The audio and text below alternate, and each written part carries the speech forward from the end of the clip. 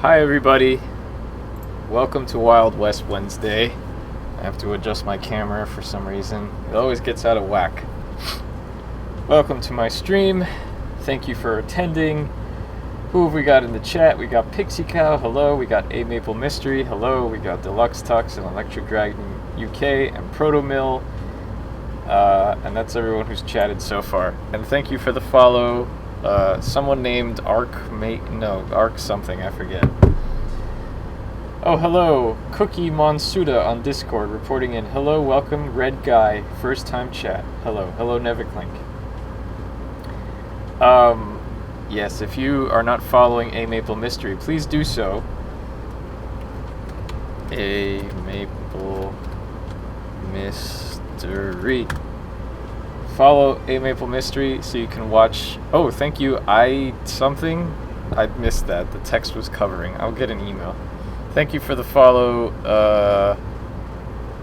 person who just followed. But anyway, follow A Maple Mystery. She's developing the Crimson Diamond, which is an EGA parser game in the vein of the Colonel's Bequest. Actually, I meant to ask you the other day on your stream. By the way, she streams every Tuesday at 8 p.m. Eastern, Crimson Tuesday. Hello, A Horse Who Can Drive. I'm back. I've been back for a while. You haven't been around. I was animating a horse a while ago, and there was no horse who could drive, so it was very sad. Anyway, what was I saying? Oh yes, so follow A Maple Mystery. She streams, and I was going to ask you on your stream, do you have any, horrible gory close-ups? Because I'm expecting you're making this wonderful cozy game, but it would be really fun if there's, because you haven't really said much about if it's a murder. You've said, okay, it's inspired by the Colonel's Bequest, but you haven't really said it flat out if it's oh, it's a murder mystery. So is there any murder? Is there are you gonna pull the rug out from under us with horrible gory close-ups of dead people? I'll take that as a cackle. You don't have to answer if you don't want to, if it's too spoilery, but that was what I was going to ask. Anyway, today I'm going to be doing some art because is the Crimson Diamond R-rated? It's rated D for diamonds. I don't know. So yes, I'm doing a background. Will there be naked maids? Oh my. I would love a Colonel's Bequest game where you play as Lillian and have to sneak around doing what she does. Turns into Silent Hill in Chapter 6. Hello, Tom, aka Satin.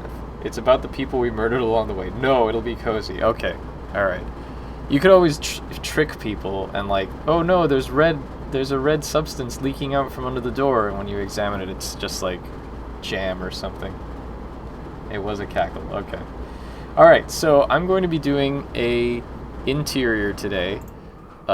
This is a background that I've been putting off for a while because I had not written the scenario, and now I have written the scenario.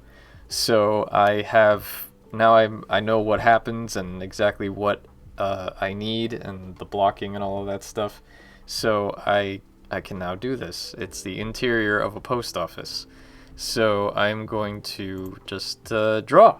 So sit back and relax and keep me company while I draw. That's what's happening today. So yeah, just wanted to make sure I had that there. So as always, I'm going to do the floorboards on the ceiling and on the floor because, well, the boards, not just the floorboards. Floorboards on the floor, boards on the ceiling. That's always a thing to do. And I also have to do the lighting because the lighting in here is going to be a little dramatic. Because this is kind of a scary, well, it's not really scary, but it's a spooky scenario. So it needs to have a little bit of horror lighting. So slightly more dramatic than normal. But as you can see now, it's pretty flat. But I'll change that as soon as I lay these board lines down so that I can just go and change this along here. No naked maids, that will be a sticker on the box. Interesting. People in Crimson Lodge have a nasty habit of spilling their their tall glasses of tomato juice. Yeah, that sounds like it could be a good thing to fake people out. I mean, to be fair, you do have the shower scene from Laura Bow. Well, it's not the shower scene from Laura Bow, but it's like the shower scene from Psycho, which is an homage to the Colonel's Bequest. So there is at least one gruesome murder in the Crimson Diamond that we know of. But whether or not that's canon or that's just an Easter egg, I guess is up to us to discover. Because I know that if you lock the door, Nancy does not get murdered. So there is at least one person in the lodge who is a murderer. Maybe they just have a particular affinity for murdering people while they're taking showers or something. I don't know.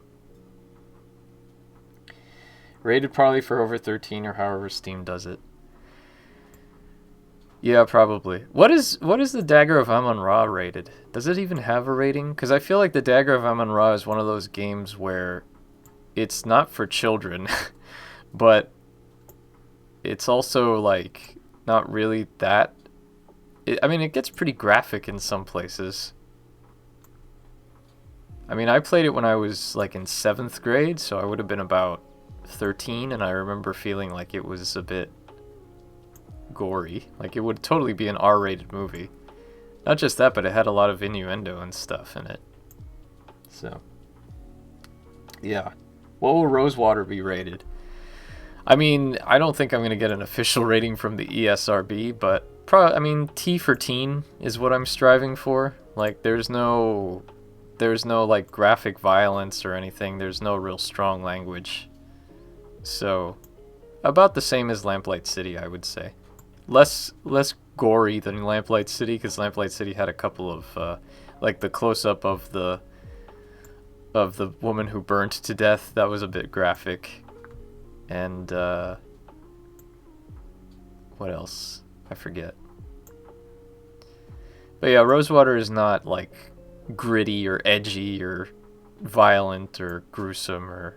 there's some people that get shot, of course, because you can't have an Old West game without some gun violence, I guess. But it's not like their heads explode or anything.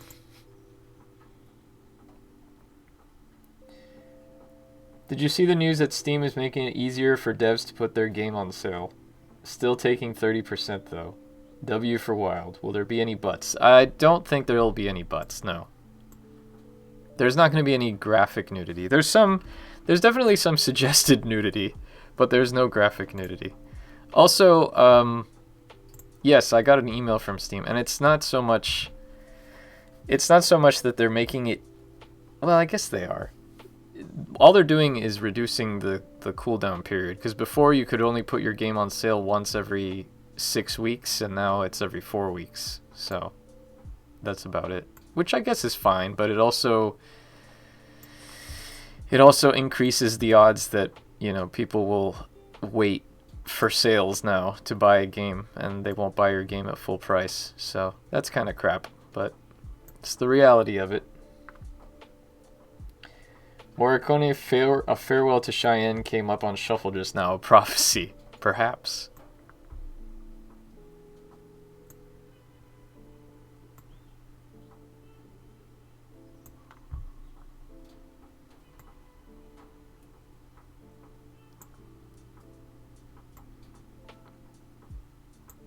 So yeah, I've been writing dialogue. It's now February, by the way, happy February. And I had set myself the goal of having all of Act 2's dialogue written by the end of February. And so far, I've been keeping pace to meet that goal. I hope I still meet that goal. Because then I have March and April to write Act 3. Although, knock on wood, I'm fairly certain that Act 3 is not going to take me as long, because Act 3 is not as big. Act 2 is definitely by far the biggest content-wise in the game, because it's basically got 2, sometimes 3 versions of every scene. So, in reality, I'm writing like 3 times as much content for one vignette. Oh, what happened there? That was bad. So yes, comparatively, Act 3 is pretty straightforward. It's about the same. It's actually slightly less than Act 1, so I don't anticipate it's going to take me the full 2 months to write, but I wanted to give myself plenty of leeway just in case. So then that way I can spend May finishing up backgrounds and, well, May through the rest of however long the production takes, finishing up the backgrounds and character animations and designs and stuff.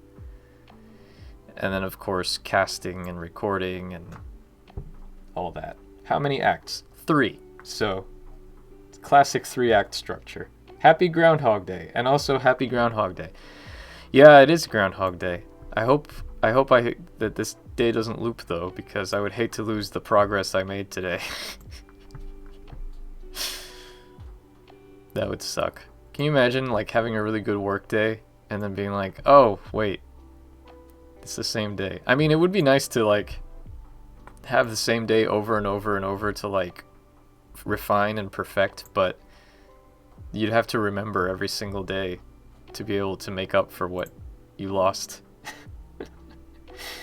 I think that in addition to groundhogs, hedgehogs should also get a day. We'll get in touch with Sega and maybe they'll make that happen. How much was The Secret of Monkey Island when it came out? I believe it was $59.95, because there's a joke when you look at Monkey Island. Like, when you get to Monkey Island in the game, and you look at the island, Guybrush says, wow, this was worth the $59.95 plus tax.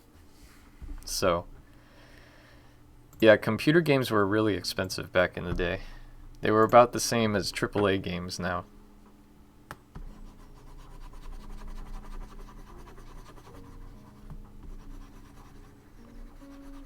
So there's that. Okay, this I'm gonna keep for now. This I can get rid of. Let's go ahead and do the, this whole structure is made of wood, so I'm gonna, oh man, you know what I should have done is I should have just, like, made this, yeah, that's what I should have done. Okay, that is what I'm going to do. Hang on. Let's just kill all the progress I made here. Let's do another layer in another color. Also, is this the same color? Well, we'll make it the same color. Okay. Slightly darker here. I did lose a bunch of work earlier this week when I had to reboot my computer and only afterwards realized I'd forgotten to save for a while. Oof, that's terrible. Sorry. Thanks for reminding me to save the spreadsheet I've been logging my work in all day. Yeah, that's good practice. Save early, save often, as they say. Hold on, let me look at something real quick, because I have another room that's kind of like what I want to make this room look like, sort of, which is the sheriff's office, but I want to see how I did the wood paneling in that one. Okay, so it's vertical, but it doesn't really match the bottom. Okay, so I can, okay, never mind. So instead of clearing that like I just did, what I'm going to do is I'm going to have a separate molding so that the vertical things here don't necessarily have to match up to here, which is fine. Okay, so meanwhile, let me go ahead and light the thing, because also let me save my image, because you know, that's important. So I'm going to start off by getting a dark what do you call it, a soft brush, and I'm going to say that this bit here is going to be like a dark. You know what, I'm going to light this with layers, just because it's slightly easier to do that. I normally don't work this way, but I'm going to do a little something different here, because I want it to be dramatic lighting. So this up here is going to be real dark, comparatively speaking. and up here as well. Oops. What I should do first of all is limit my drawing area here. Okay, so layer 7 is going to go over this. Right, so this was real dark here, and real dark up here.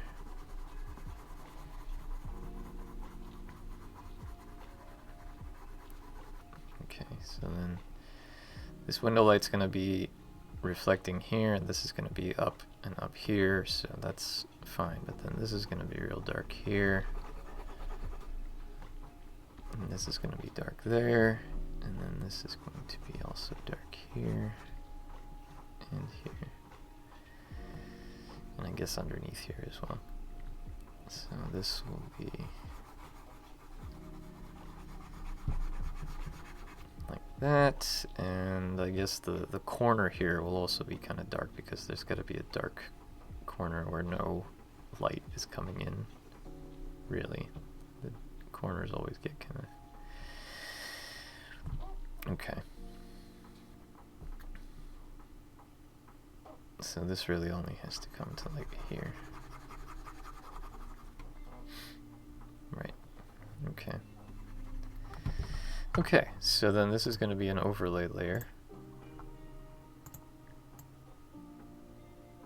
And I'm going to do that. And I'm going to blur it.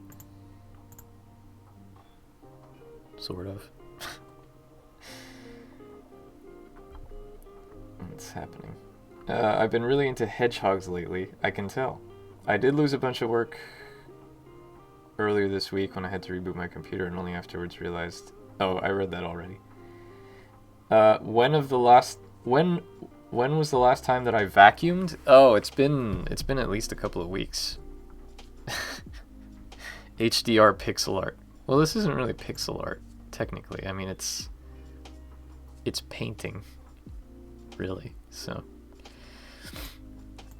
okay, so let's do it at 50%, and then I'll do a separate layer,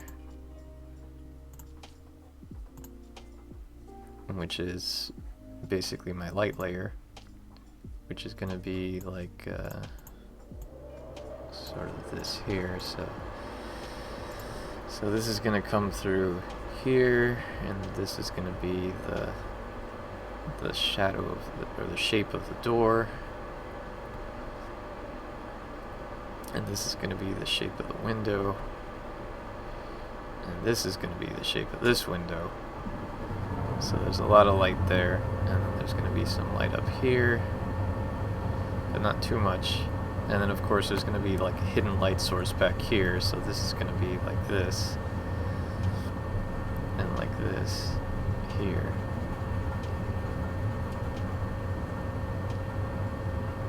So we'll blur that a bit more. Let's save that as an overlay. Right, and then we've got that to work with for now. So I'm going to save that, and of course I'll come back and refine it later.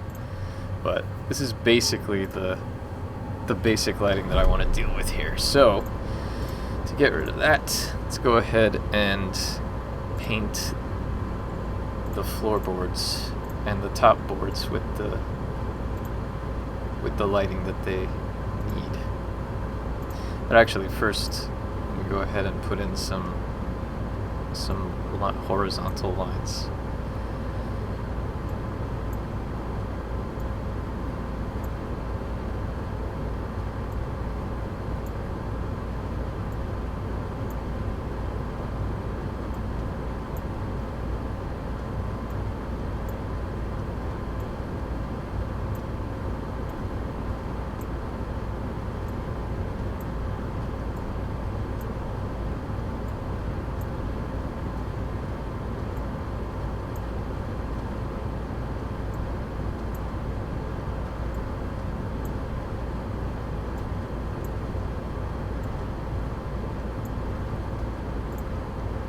So that's pretty much all behind a desk, so I don't need to worry about that.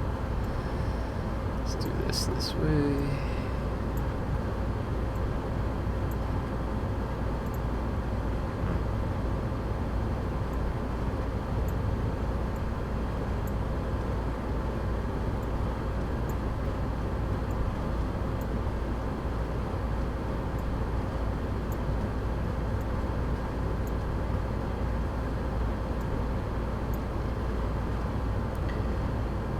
What do you do if your new boss wants you to do shit?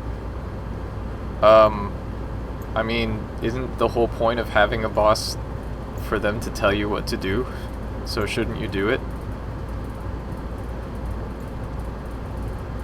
I mean, that's just my 2 cents. It's kind of the whole defining basis of a boss-employee relationship, right? I mean, you could just be like, no, I don't want to do that. But then they'll be like, you're fired. I hired you to work for me, and you are not doing what I ask you to, so go away. You are of no use to me, and I will not be paying you. That's how it goes, right? I haven't had a boss in a while, which is nice. Being my own boss.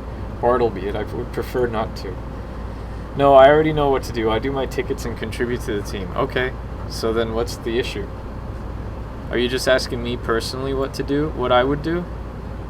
Because like I said, I haven't had a boss. I haven't been in a boss situation for quite some time.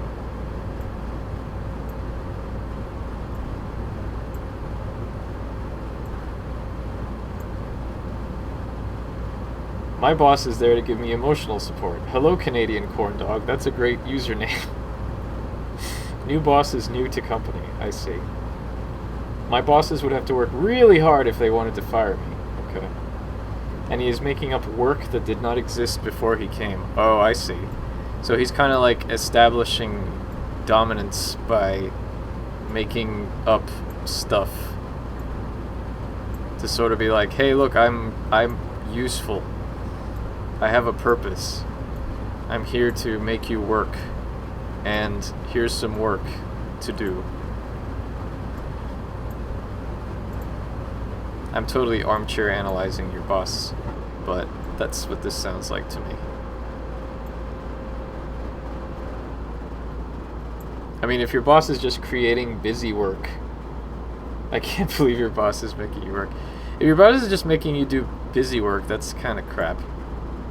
I mean, one would hope that you have established things to do and you just keep doing them. But if it's just like, hey, you know, when I worked at Starbucks, the one thing I used to hate hearing was, if there's time to lean, there's time to clean. And I get it, but you know, sometimes you need to lean.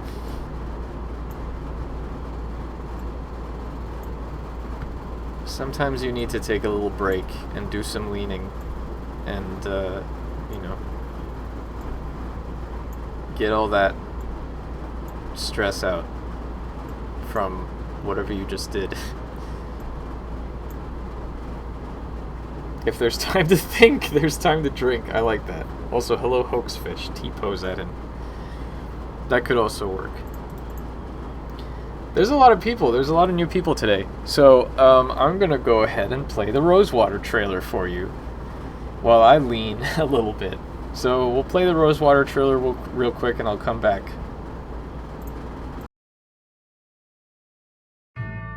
Tell me, what is it you want out of life? Fortune, glory, the thrill of adventure? I'm offering you a chance at all three. You just need to do me one small favor.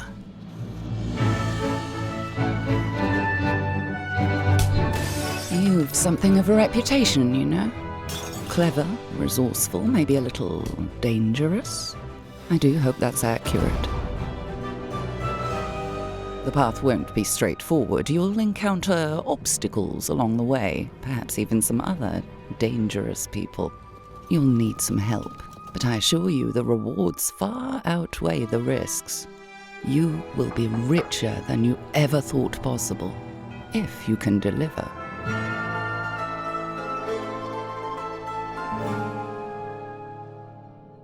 I'll be in touch.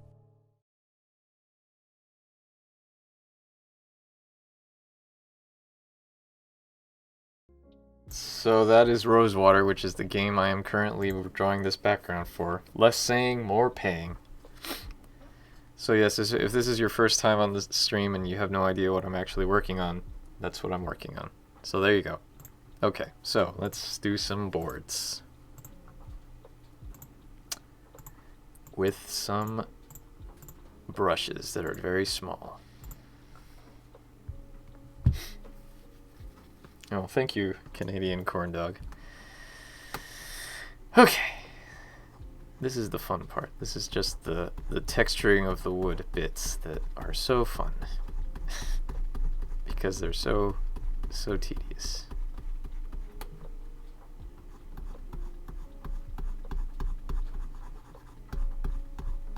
This is why I do them on stream, so I can have a means of distraction to talk to everyone and answer any questions you might have about the game or about anything really in general. So if you have them, ask them, and I will answer them. And if not, just watch me draw. Oh, thank you for the follow, Tremor Studio. If this is your first night at Rosewater Club, you really should tell lots of other people about it. Yes, that's right. Go follow me on Twitter at Grundislav Games. That's Grundislav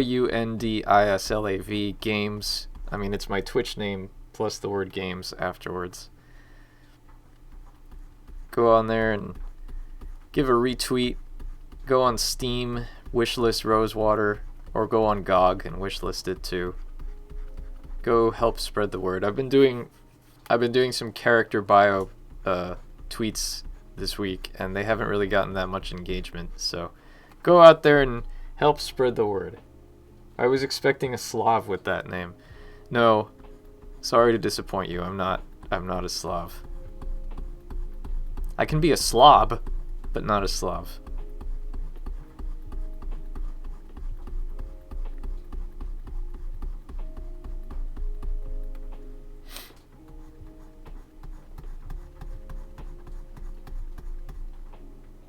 Hi Grundislav, hi Adbunditor. Welcome. I am kind of a slob today. I haven't shaved. My hair is all disheveled, but you know what? I haven't had to go anywhere, so whatever.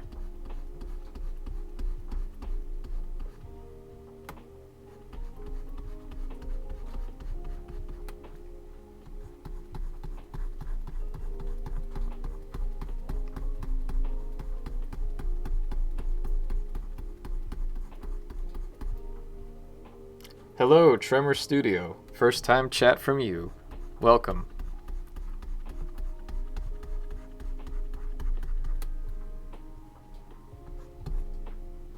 Are we there yet? Oh, hello, Devorian Games. You know, it's funny because that actually is a dialogue option. When you're on the wagon and you can go and talk to the driver, one of the things you can ask her is, "Are we there yet?" Because of course. Why wouldn't you?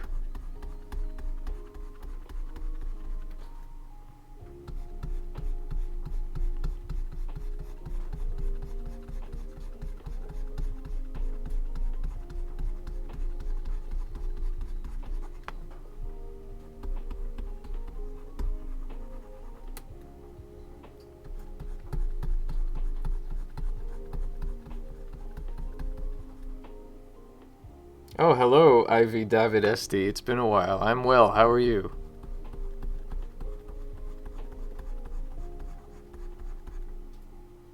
I hope it's not an exhaustible option and you can keep asking it like a 7-year-old. No, you can only ask it once, but she doesn't particularly like the fact that you asked her.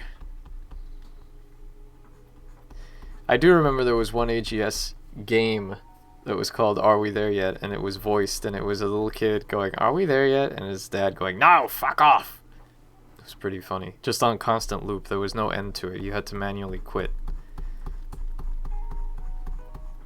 It was very, shall we say, experimental. 7-year-old, 41-year-old, either way. My voice is tired from the doo-wop I recorded yesterday. Wow, that's okay. That's not what I was expecting. That's cool.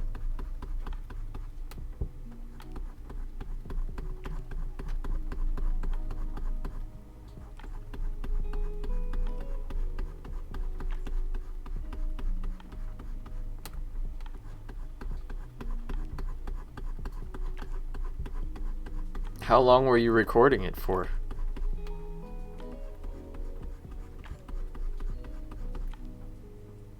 New Up coming back in 2022.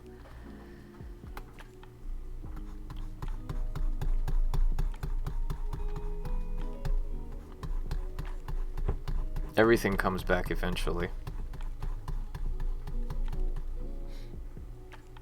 It's only 20 seconds of doo-wop on a 2.5-minute rockabilly song. Okay. Yes, Tremor Studio, I am making this game in AGS, as I have done with all of my other games as well. In fact, I just yesterday finally upgraded to AGS 3.6. I had tested out the alpha for a couple of times, and I was intending to wait until a more stable beta release, or stable release in general.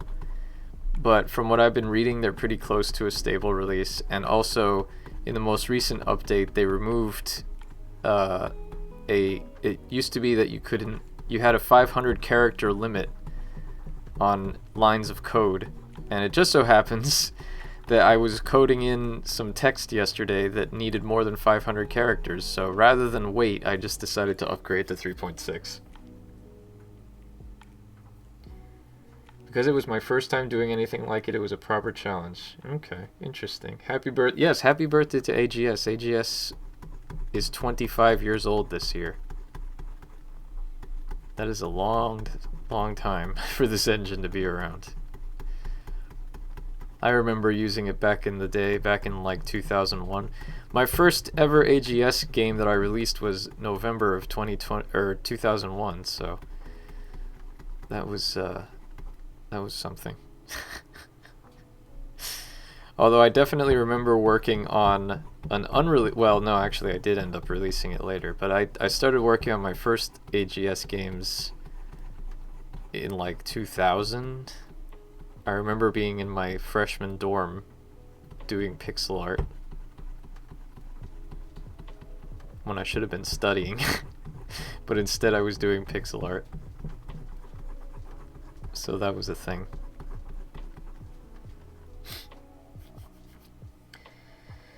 What else is new in AGS 3.6 that you're excited about? Well, they rewrote the audio engine. And when I tested out AGS 3.6 Alpha, I was really excited because there was this bug that's been around for a long time, as long as I can remember, where if you have, there's a function called play music queued, which basically does what it says, what it suggests, and it lines up two music tracks to play one right after the other.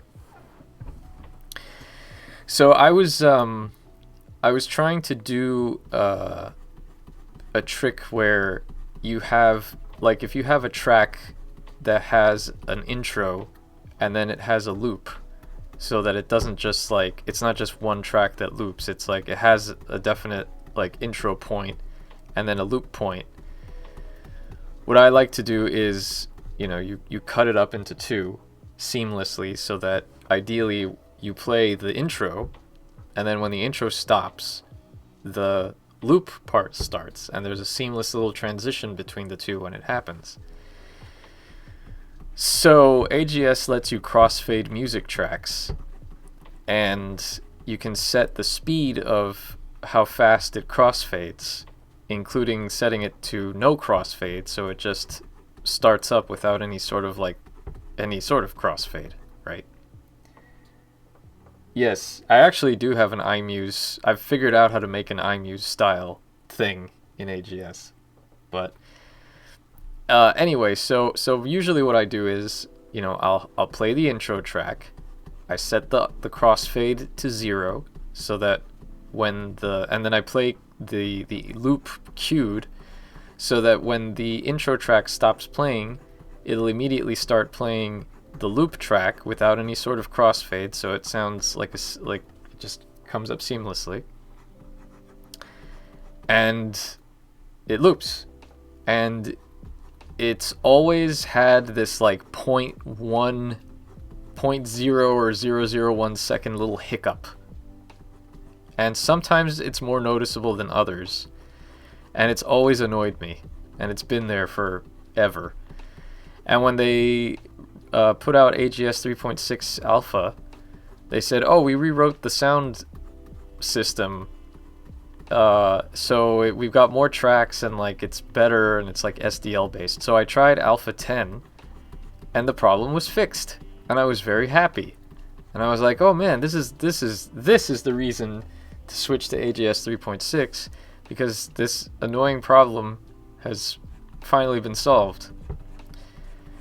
And when I went to check out this new version, this new alpha of 3.6, it's back.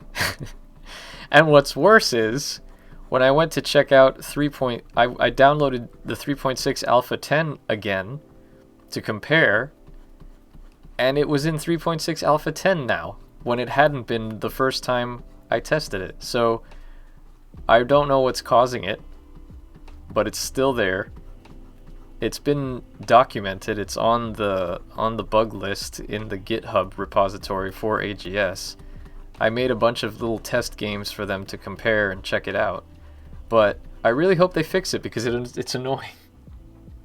Those planks don't have horizontal divides. Yes, they do. Look, they're right there and there. You're talking about these back here? They don't, because there's going to be a desk covering them up, so I didn't bother to do them. In fact, I shouldn't even bother coloring them in, because at this point the desk is going to be covering them. So save myself the work and not color those in. Happy Groundhog Day. Are you all just going to keep wishing me Happy Groundhog Day over and over and over again? Is that how we're doing this? Also, I've been talking a lot, so I need to drink some water.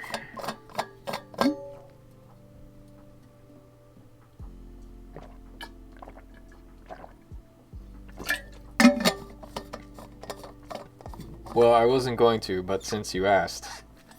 Happy Groundhog Day. Thank you, Incog Hero. And Electric Dragon UK has redeemed Show Off a Big Box game. Alright, Electric Dragon UK, would you like to see a Sierra game? Would you like to see a LucasArts game? Or would you like to see other? Do you have any specific requests for either of those? Or, well, any of those three? Are plank alternating horizontal divides so nicely aligned usually? I don't know if they aren't, to be honest. Probably. Yeah, I mean, usually they're not. But you know what? I don't care.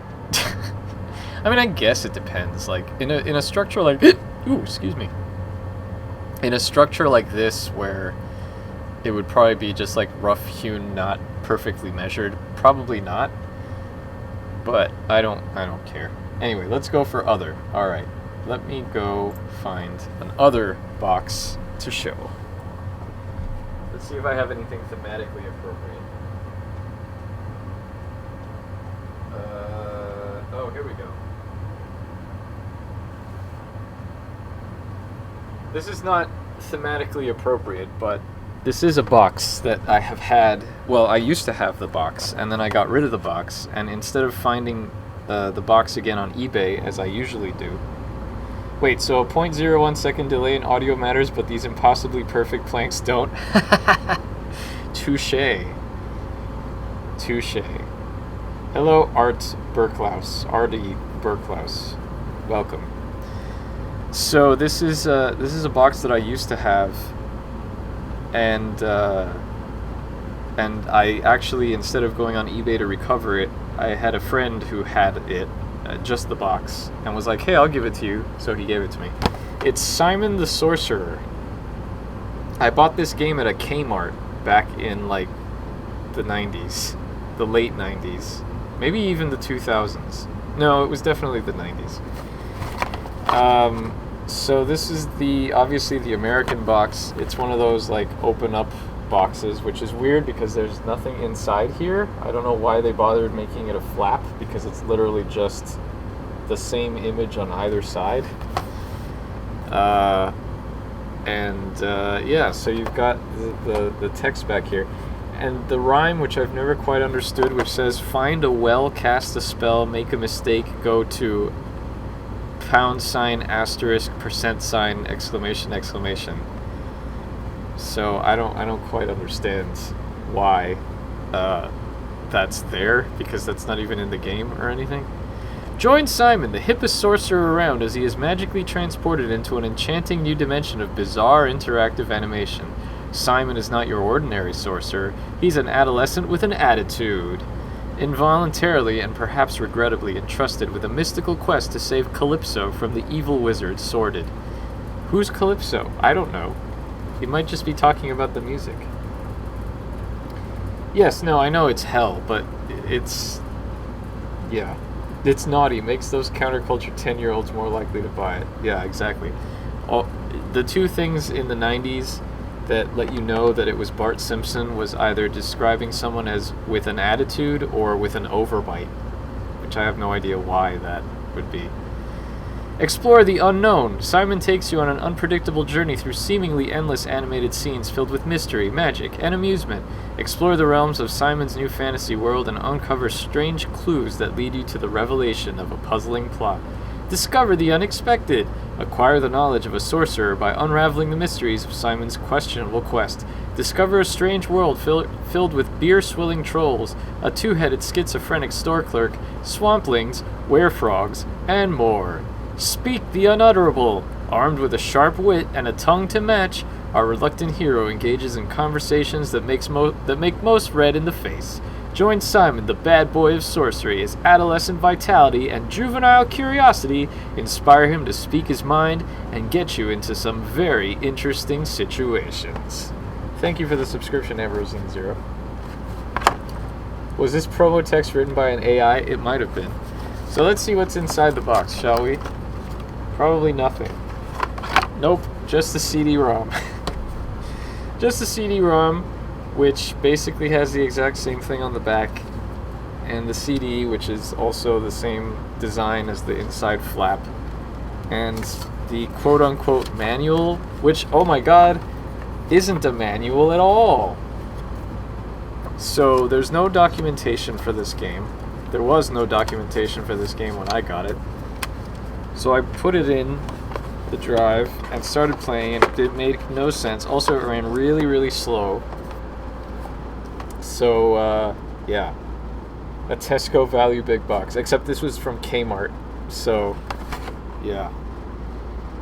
IBM and 100% compatible. 386 recommended. VGA mouse required. Sound card recommended. 3.5 HD diskettes. Well, I obviously got the CD-ROM version, but this is not the original box I got, so...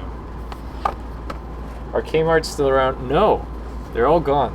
There used to be one in Astor Place, and that one closed, and that was like a big deal, because that was like one of the only surviving Kmart's in the country, and it was in the subway. So... maybe there's 20 still in business. I don't know. Anyway, that's Simon the Sorcerer.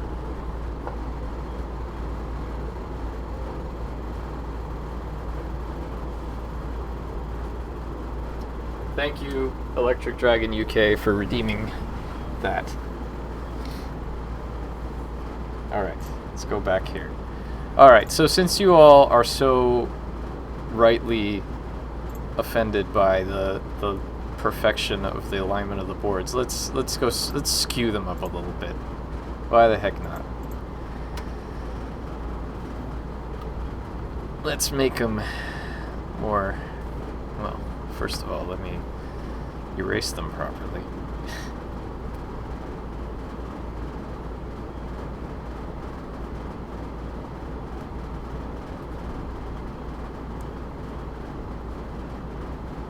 I'm only going to have a few of them aligned up the right way.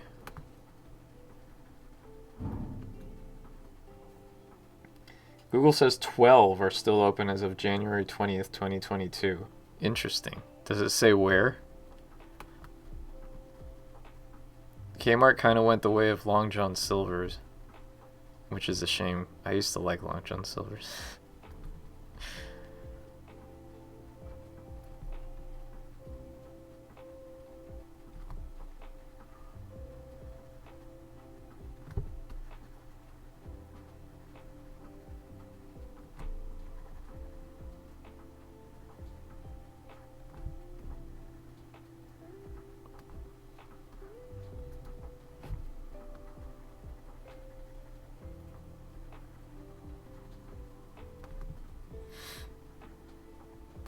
Okay.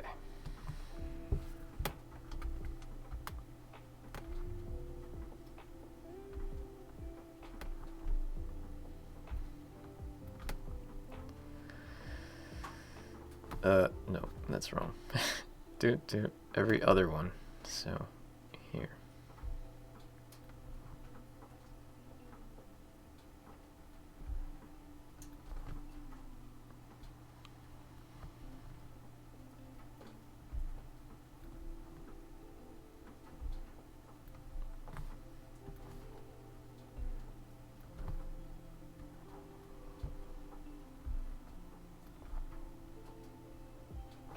No.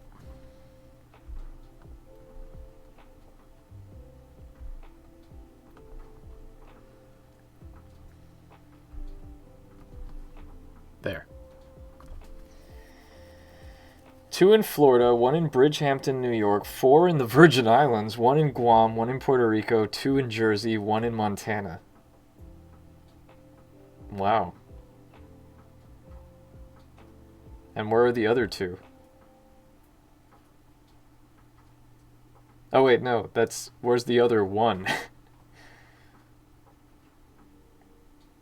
Wait, no, hang on, that's all of them. I just didn't read the one. I read, forget it. So yeah, 4 in the Virgin Islands, 2 in Florida, that's 6. 1 in Bridgehampton, 7. 1 in Guam, 8. 1 in Puerto Rico, 9. 2 in Jersey, 11. 1 in Montana, 12. Okay. Sorry, I can't count. Clearly.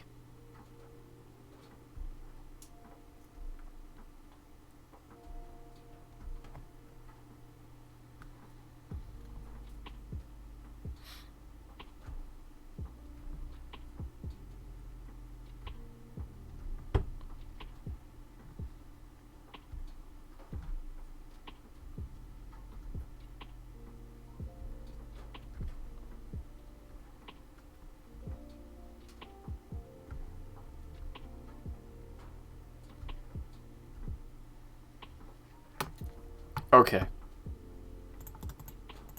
Is that more satisfying on the ceiling there? I hope so. Now let's do the floor.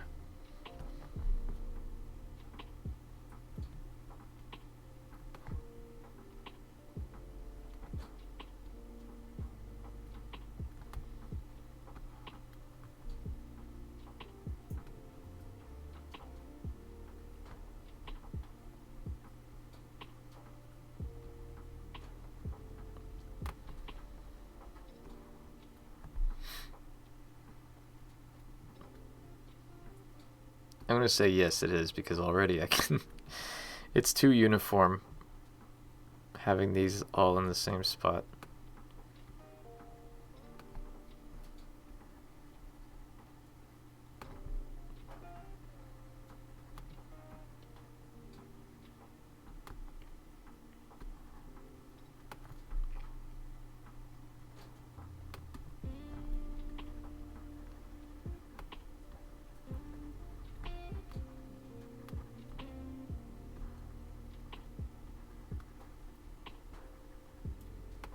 Okay, so now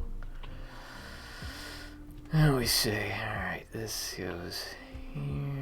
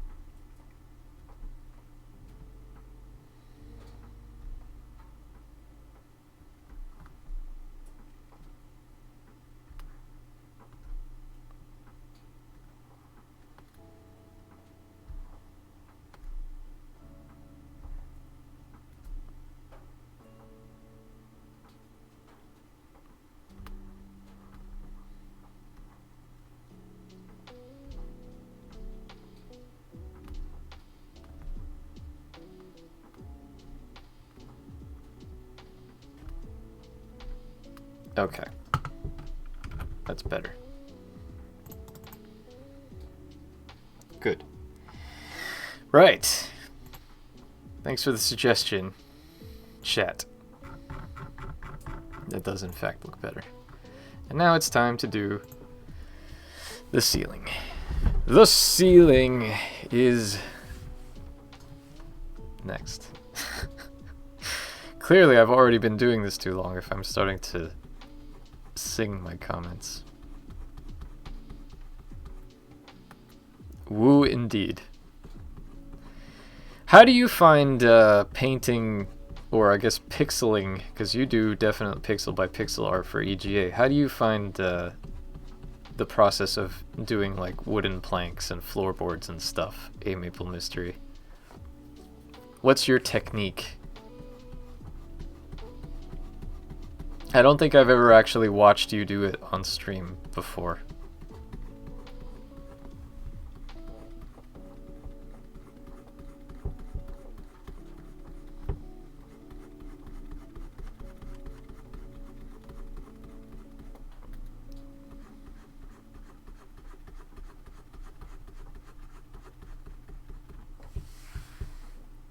I cover the planks with lots of large rugs. That's fair. That's a good way of doing it. It's actually a very smart way of doing it.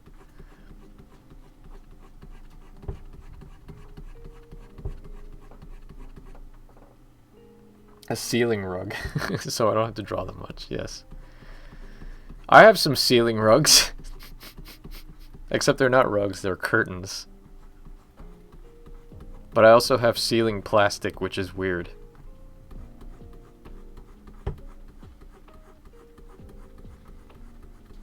But that was not my choice, so I just make the best of the situation.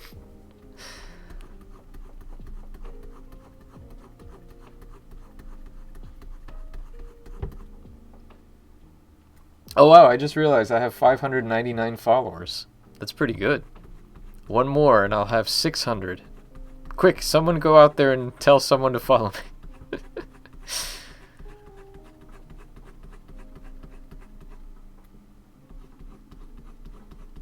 No, it's fine. It's not about how many followers you have, it's about how many cool people come to the streams.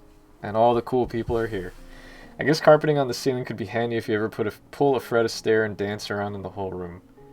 That's where all the soundstage lighting is. Right. Or if it's like the Mystery Vortex in Sam and Max and the room is upside down so the ceiling is the floor and vice versa. But then, in that case, it would be the floor, so it wouldn't really be a ceiling rug. It would just be a floor rug on what happens to be the ceiling. I don't know. I thought this was about making your dream game is what happens. I've never thought that making a dream game would involve putting rugs on the ceiling.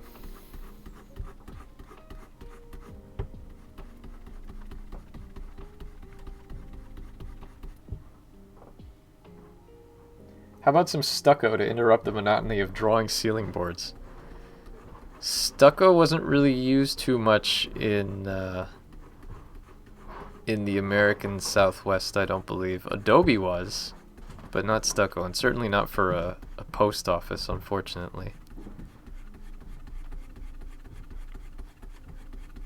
If I was doing a Golden Wake backgrounds, I could do some stucco.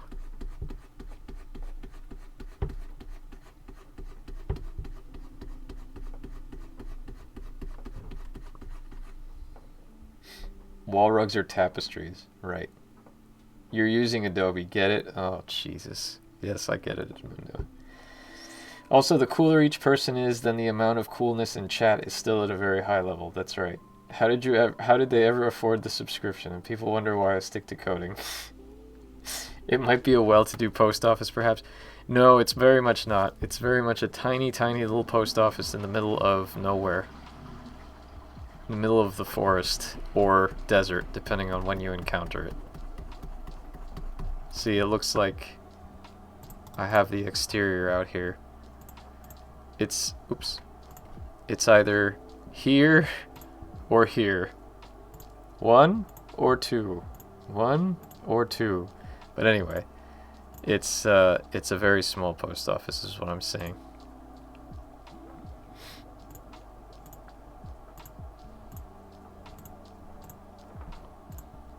Right, let's get rid of the sketch layer.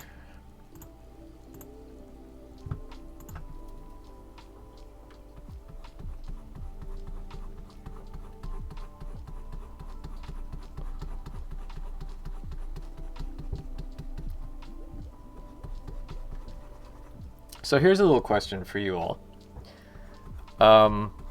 Because as you've just seen, there are 2 possible environments that this scenario could occur in. So I've mentioned before that in Act 2, as you're traveling along, you get different little storylets. You get short little vignettes, which are basically like little situations that you can resolve. Like this one, for example, you encounter this post office and the postman is upset by something and you have to figure out what that is and how to deal with it. And you can ask your companions for different ways to help and stuff like that. And then you have companion-specific encounters, and then the main story focus is one of your companions has a problem or something happens with them or something, and you help them in an attempt to affect your relationship. And then you have 3 main scenes, which are just, main plot scenes that happen. And so the main scenes are always the same. They have different outcomes, of course, but they always you'll get them no matter what. The companion-specific excursions, there's 2 each per companion. There's 2 available ones for each companion, and which one you get depends on what your relationship status is at the time. So if you play through the game once and you have a good relationship or a higher relationship with one of your companions, you'll get one scene. And if you go back and play again and you have a lower one, then you'll get another scene. And that's all well and good. But then the vignettes, of which this post office is one, those are randomized. There's 3 possible ones in the first part of the journey and 3 possible ones in the second part of the journey. You're only going to see 2 per playthrough. Well, 4 total. You're going to see 2 in the first part and 2 in the second part of 6 possible. So you're going to see 4 out of 6 is what I'm saying. So you go through your first playthrough, you've seen 4, there's 2 you haven't seen. Now, as the player, if you start a new game, what would you prefer to happen? Well, actually, that's not right. My question is, as a player, if that happens and you realize, hey, there's 2 bits I haven't seen, would you appreciate, if you start a new game, a little prompt that says, would you like to see the ones that you haven't seen, or would you like to randomize the encounters? And then you get a choice of whether to just randomize them again, so it's possible you might see them, or it's possible you might not. Or you can set it so that the game will prioritize the ones that you haven't seen and play those for you, and then the other one is randomized. Does that make sense? Because that's what I'm thinking of doing. I would like to have the ones I didn't see. Right, okay.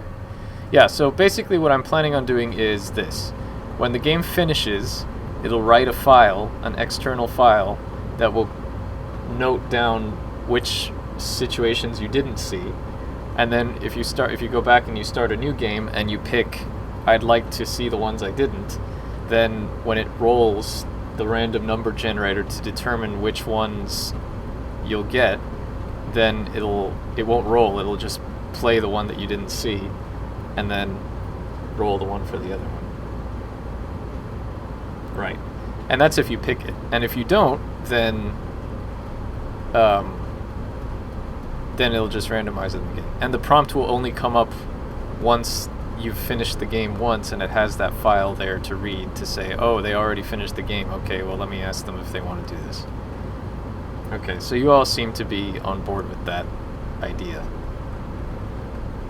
So that's good. Do the vignettes have multiple outcomes? Yes, they do.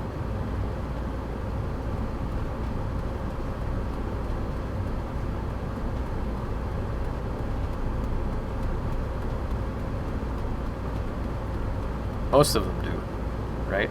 I think. But yeah, like this one in particular has 4 different possible solutions or outcomes.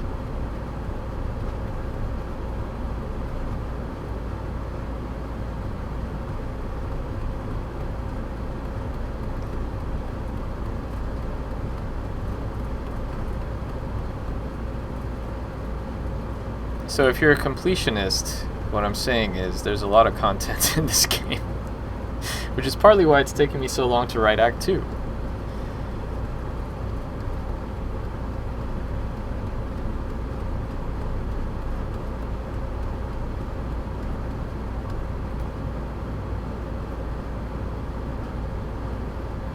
And I mean, these vignettes are not like super long, like they'll take you, 10-15 minutes to play through, maybe. But they, or less. But they have, they have to have some content.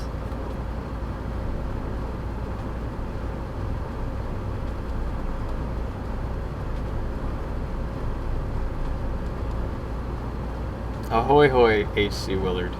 Welcome.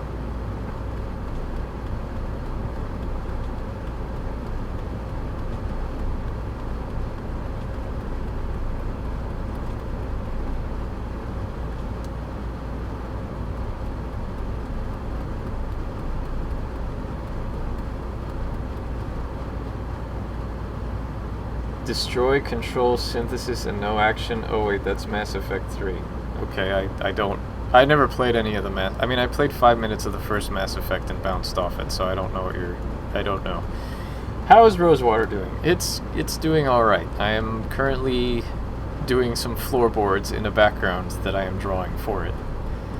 And I have been writing dialogue for it for the past month.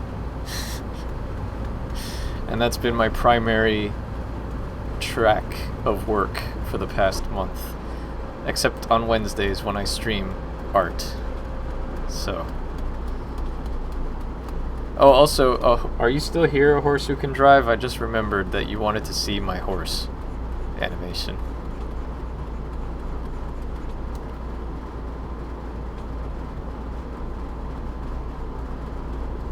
And I totally forgot to show it to you.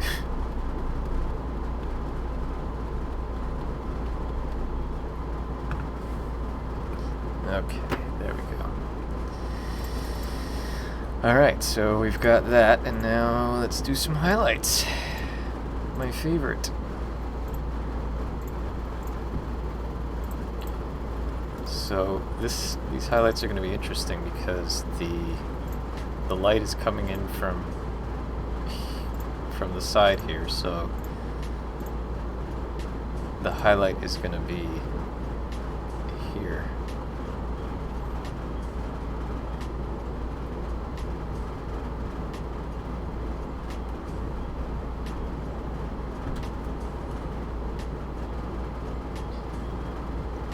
Very cool. Without good writing, the rest doesn't matter, really. Well, that's good to know. Like, Sierra's Western looked great, but the story was not so much. I love the story to Gold Rush. It didn't have too much of a story, to be honest.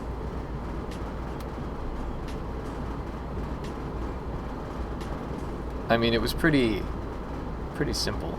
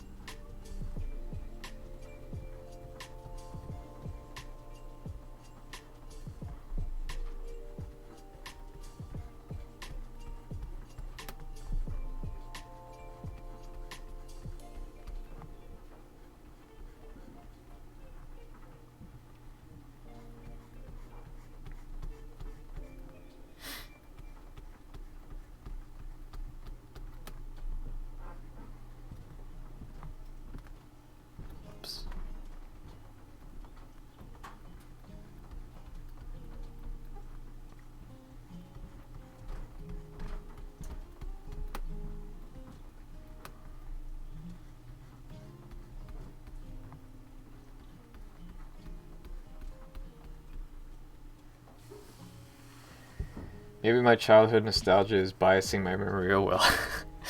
No, Gold Rush has a fun atmosphere, but the story is basically, hey, your brother's out west, come find him, and then you find him, and then it's like, follow all these weird clues, and then he's just like, look, I found some gold. The end. This is literally the story of Gold Rush.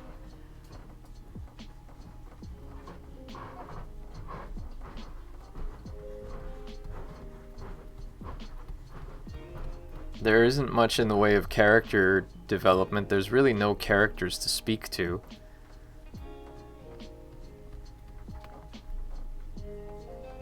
I mean, aside from like the bank guy, and that's it really. There's no love interest. There's no supporting characters. It's very, very simple.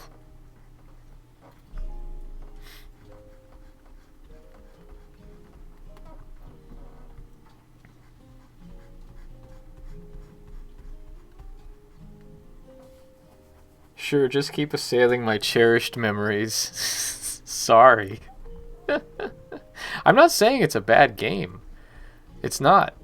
It's just, tastes and standards and stuff change. It was a very early AGI game, so obviously it's not going to have the complexity of some later narrative games.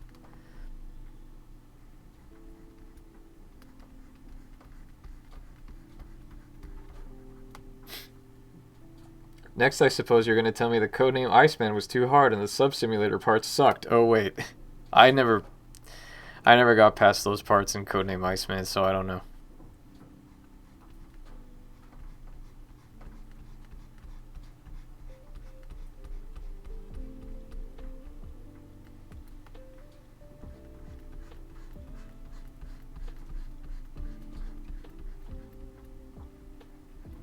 I still stand by the fact that Conquest of the Longbow is one of the better Sierra games as far as like interesting story and nice characters, and without having like dialogue trees or anything like that. It's still a great game, very well written. There's a reason that I look to that game for inspiration for Rosewater. Excuse me. Excuse me.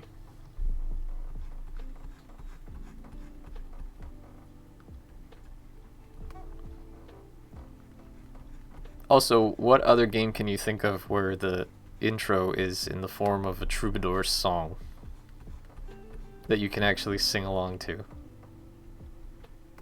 I mean, I guess you could say Freddy Farkas, Frontier Pharmacist. You can sing along to that one too, but slightly different.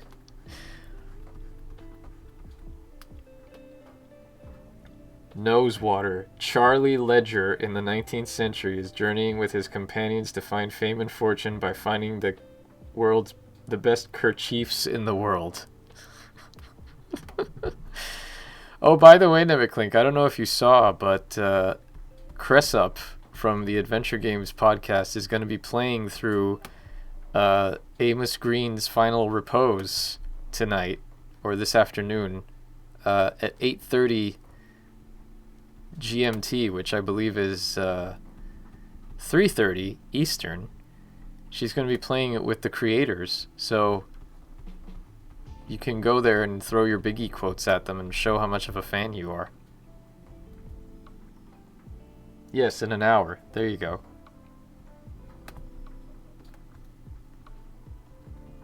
Maybe Biggie himself will be there. I doubt it. I don't think Biggie... That'd be fun, though.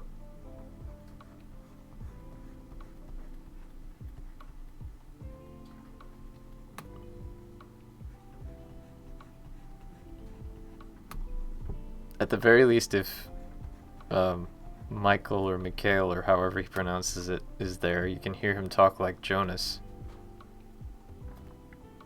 Yeah, there you go. Thank you for the link, Dev Ryan Games.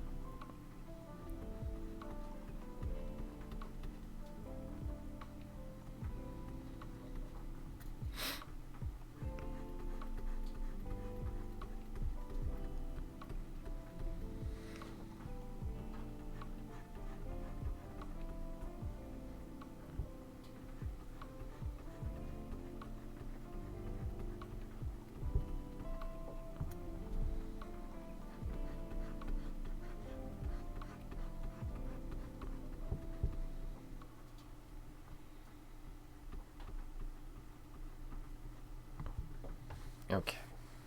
Save that.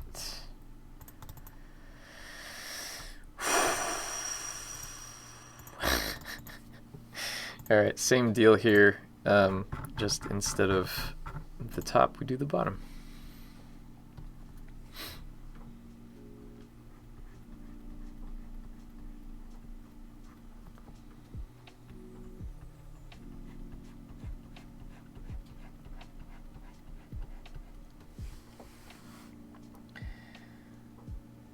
You want me to do the trailer speech for Rosewater in the Miami accent?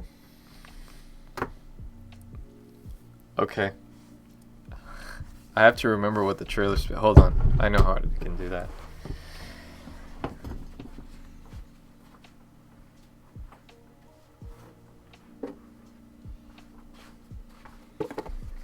I'm going to read it off of the back of the box. Alright, bro. Like, tell me.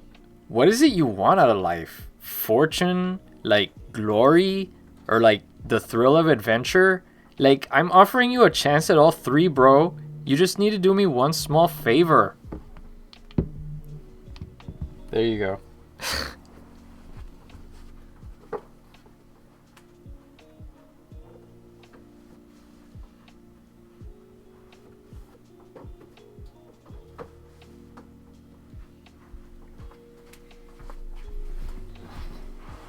Oh my god, Neviclink, like, what is it you really want, bro? The timing-based end portions of Codename Iceman were, I've never seen the timing-based end because I've never got past the subsequences, and I've never bothered watching any sort of Let's Play or anything, so. Who messaged me on Discord? Who? Jim Walls. Oh. What? Oh.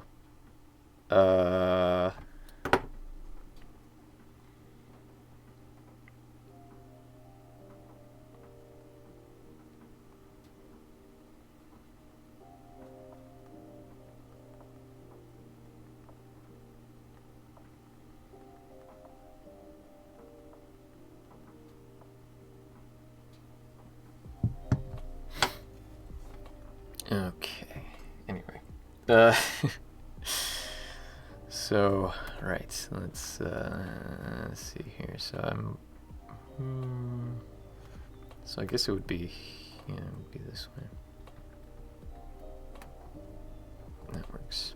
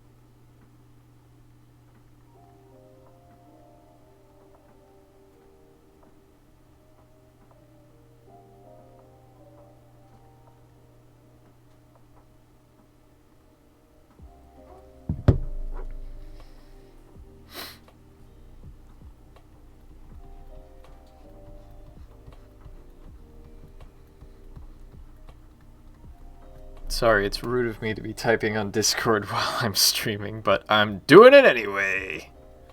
Woohee, you can't stop me.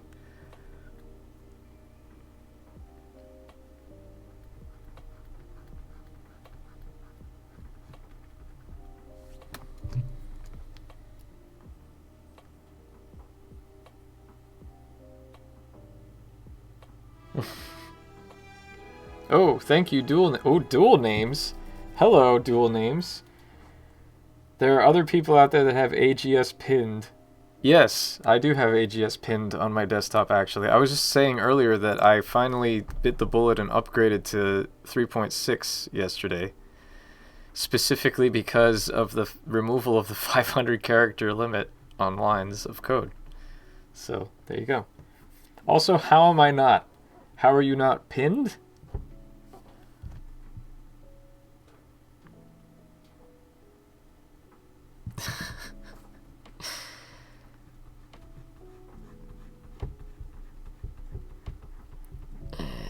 see. There we go. I'm glad 3... Oh, you're not following. Oh, well, you are now.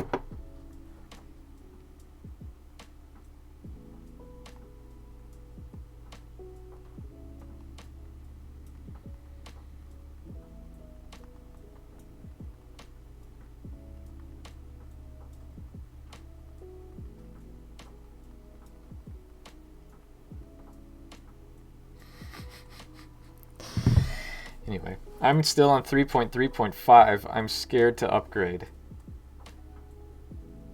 Huh.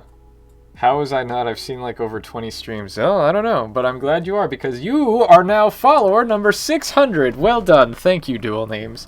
You just knocked my follower count up to 600. So well done. And thank you.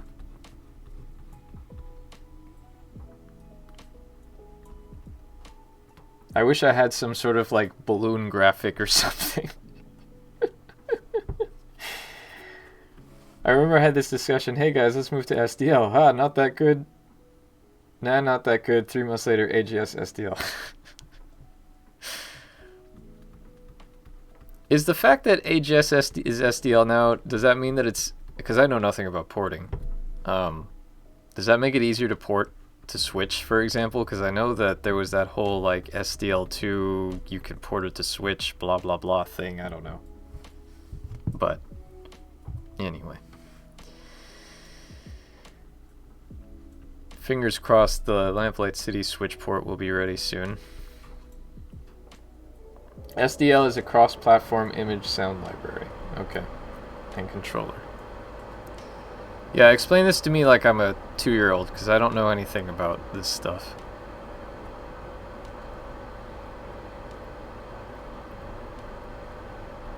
I just get other people to do ports for me. You can play through SDL, you can print 2D images on the screen, you can play sounds, and you can do controller-related things. And it's cross-platform. Okay. As opposed to Allegro, which was what AGS was previously done. Oh, and it's free. Okay.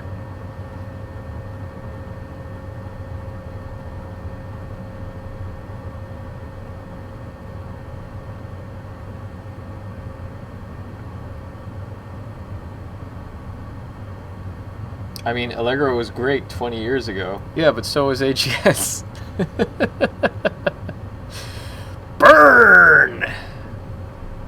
Hell, I was using AGS 20 years ago, back in the DOS days.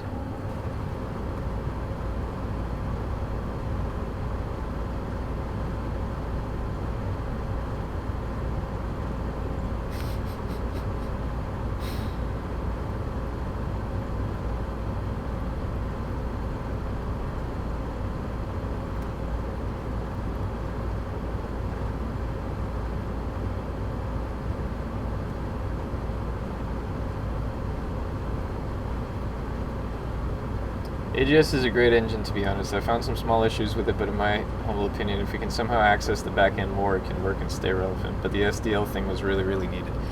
Yeah, I mean, I've always said, like, I personally have never really felt... I have yet to really feel the need to switch engines, because for what I want to do, and I'm no... I mean, you dual names, James, if I can call you James. You're like a wizard when it comes to coding and figuring stuff out in AGS, and I'm in awe of the stuff you've been able to pull off. But I so far have not really come up with anything outside of my abilities to code. Maybe it's just that I have no real imagination for these sorts of things, but I have yet to be like, oh man, I wish I could do this, but AGS can't do this. So... for me personally, like, I've been fine with AGS. I haven't been thinking like, oh no, I have to go to Unity or Godot or whatever, which are all fine engines, but I just... AGS works for me. If it ain't broke, don't fix it, as they say. You can call me however you like. Yeah. The thing I'm sad about, which I was complaining about earlier, is that the little audio hiccup between tracks got fixed and then it broke again somehow between alpha upgrades. Although when I test it now on alpha 6 or 3.6 Alpha 10, which was where it worked before, it doesn't work now. So it makes me very sad because I was really excited about that because that bug has been in AGS since like 2.72 and it's always driven me crazy. You're mentioning Godot just made my day. Oh. Well, it's an engine. It's out there. Why shouldn't I mention it? There's also Escoria and easily and Ink. Those are other engines people use, right? Yeah. The main reason I ported SDL on my own was this. Ooh, Escoria, yes. You can really Escoria some points with the developers by mentioning their engine. Ha ha. Right. Escoria is Godot based. I knew that. So wait, dual names. Oh, right. Audio glitches on room load, manual crossfade, sounds would get cut off. Yes. Yes, I used to hate that. When you had too many sounds playing at once and they'd get cut off. That was really annoying, especially in Shardlight with the announcer. Sometimes if you were like, the footstep noises would cut off the announcer voices on the PA because it was too many sounds playing at once. That was a pain in the ass. Ink looks like it's very fun to use once you learn it. Yes, I agree. Well, that's, yeah. I was going to say that's any engine, but that's not necessarily the case. You know what's the limit of sounds on like a 15-year-old sound card? Right. 500 channels equals 500 sounds. Right. Right. Yeah, no, it's real nice to be able to have 16 audio channels now. For sure.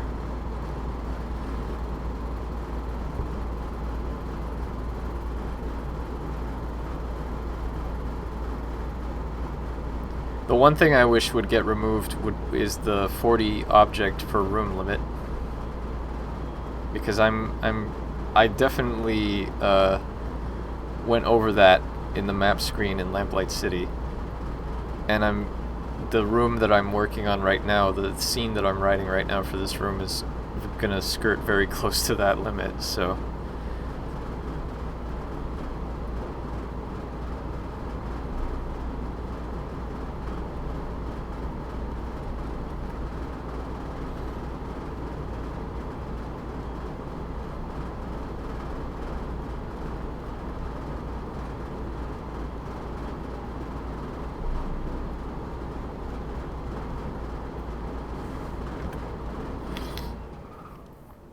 And I'm like, I want to play 5.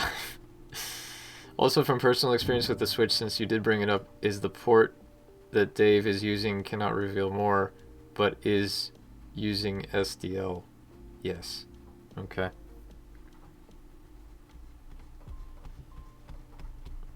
Yeah, I mean, I figured for Rosewater anyway, if I'm using 3.6, it'll be easier. The Lamplight City is 3.5 something.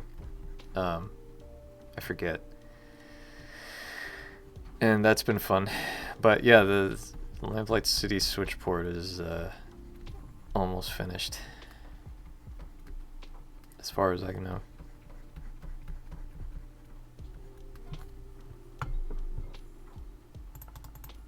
Okay. So now I've got floorboards. Yay. Now I have to do the walls. Yay.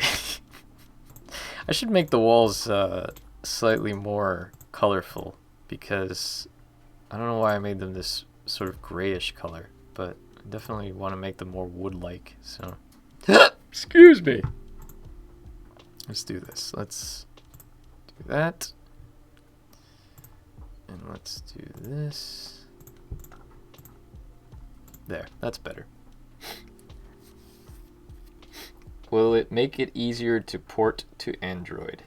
Yes. Do you find a lot of adventure game users on the Switch? I don't know. I'm not the person to ask about that because I have yet to release any games on the Switch. I personally think it's going to be a barren wasteland, but then again, I don't know.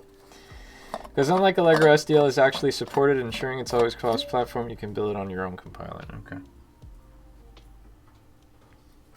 Hmm. Well, excuse me a moment, folks. I have to visit the restroom, so I will be back in a short while. Talk amongst yourselves.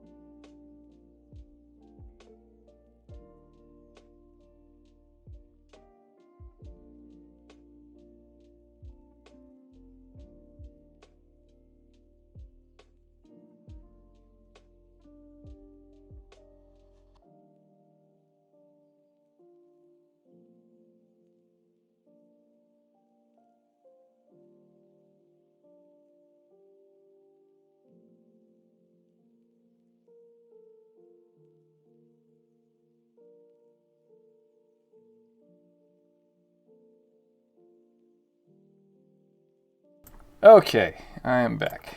Hello. What have we missed? How about that local sports team? Right. Back.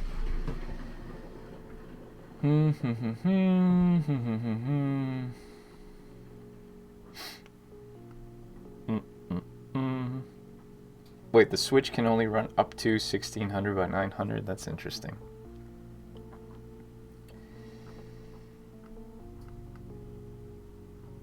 Boo Nintendo. Yeah, so I don't. What I was saying before was I'm not. I'm not expecting a lot from the Switch, but then I oh, be quiet. Stand up app. I was not expecting very much from iOS. But iOS proved to be a pleasant surprise. So maybe the Switch will be too. I don't know. But I'm not going in with any particular expectations, just to be realistic, I guess. So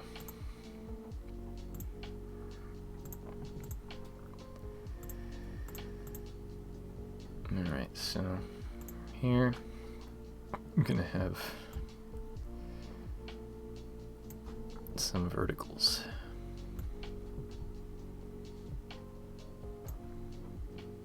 But I'm also going to add some moldings later.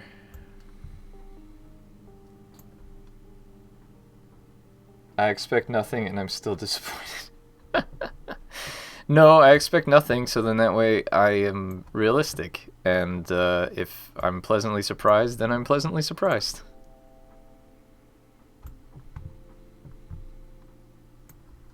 I think in the past I've sort of hurt myself by thinking, oh man, this is gonna be great. I know it's gonna be great. And then it doesn't do great. And I'm like, oh, whatever. So I've learned to get out of the mindset. Ooh, what was that? I've learned to get out of the mindset of making something because I think it's gonna be great versus making something that I like and I think is fun, which makes a huge difference. So basically, making games for myself instead of what other people are going to think.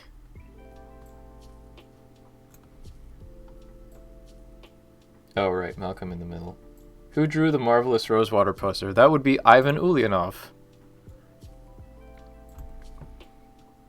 And I agree, it is a marvelous poster. It's been 2 years now since he drew it, but I'm very happy he did.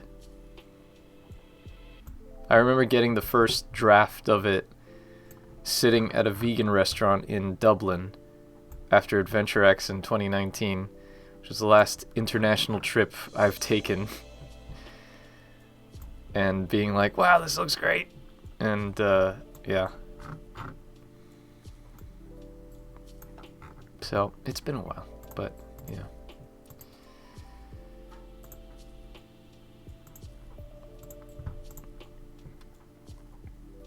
Where's my favorite game, Lebowski? What? Are you saying, where is your favorite game, Lebowski? Or, where is my favorite game, Lebowski? Let me see if I can do a cheat here.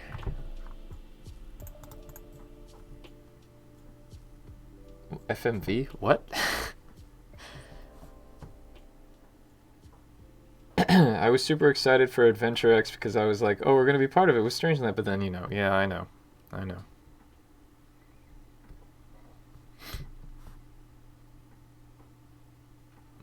But honestly, at this point, I'm kind of just like, I'd like to go to Adventure X once Rosewater is out, and hopefully that'll be the case this year.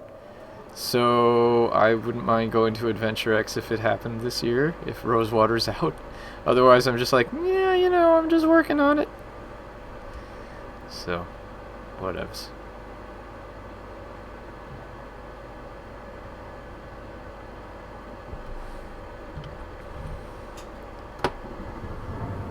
I'm talking, you make an FMV game. Oh, I'm never gonna make an FMV game. Don't be ridiculous.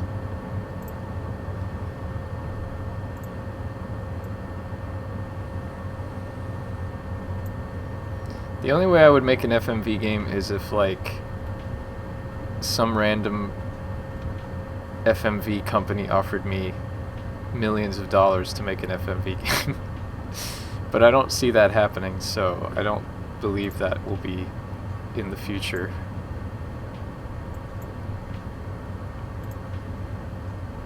But if they were like, here's millions of dollars, do whatever you want, you have full creative control, just make an FMV game, I'd be like, oh, okay, sure, why not?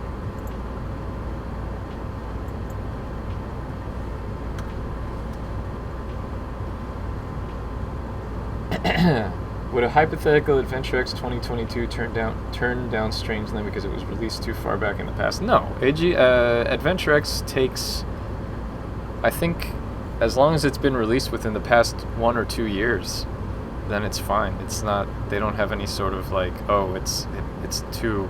Plus, I feel like the fact that there hasn't been an Adventure X in a while there would be certain compensations made for the fact that, you know. Is a mill enough for an FMV? I don't think so, screen name taken. Also, hello. I don't think so because, I mean, it depends on the size of the production. If you figure you're basically doing a movie, you'd have to have like a movie budget to do it if you wanted to do it right, I think. You could do a post-mortem. Sure. There was that one that Space Quest Historian made. That's right. He did some good FMV stuff. One. Okay. One. Yeah, sure. Let's do that.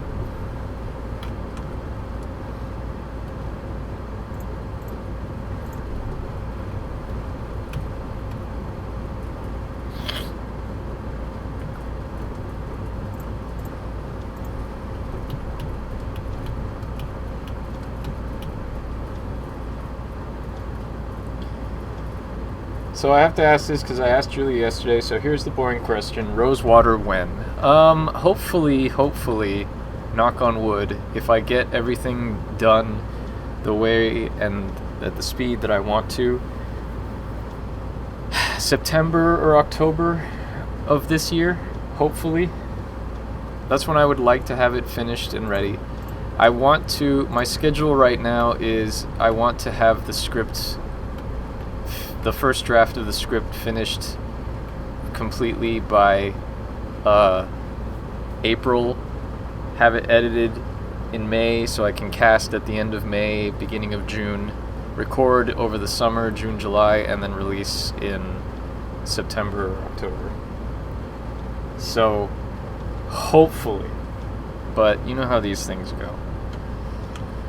I mean, I still have a fair number of, not a fair number, I have fewer than half, I have more than half of the backgrounds done at this point. Like, most of the backgrounds are done, but there are still some backgrounds that need to be done, so I have to do that, and then there's still all the characters that have to be done, and animations and stuff like that.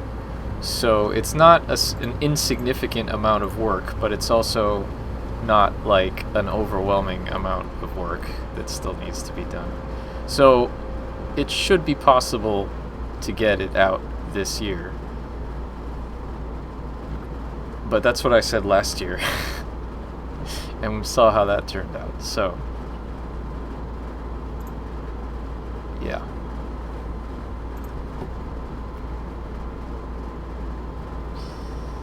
So yeah, we'll see. We'll see. But I would love to have it out this year because it's been a while and it needs to come out. So how big is the game? And from what I gather, multiple playthroughs are a thing, right?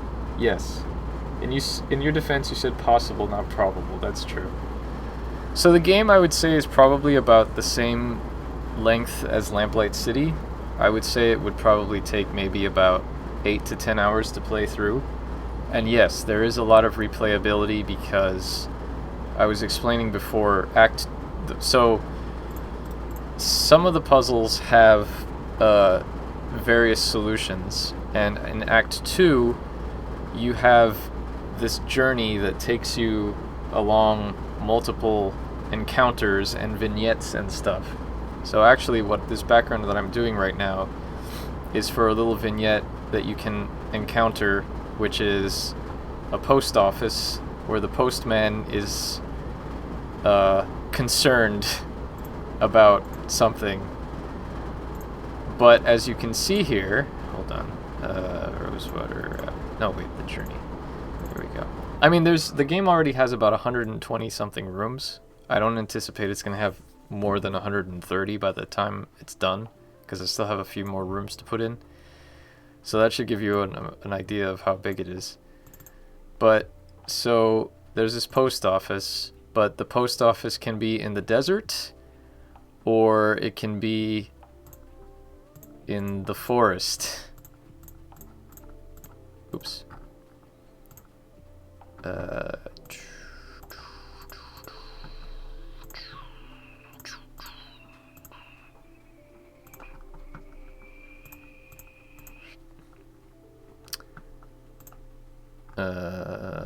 Where's forest foliage? Here. Forest trees. Right.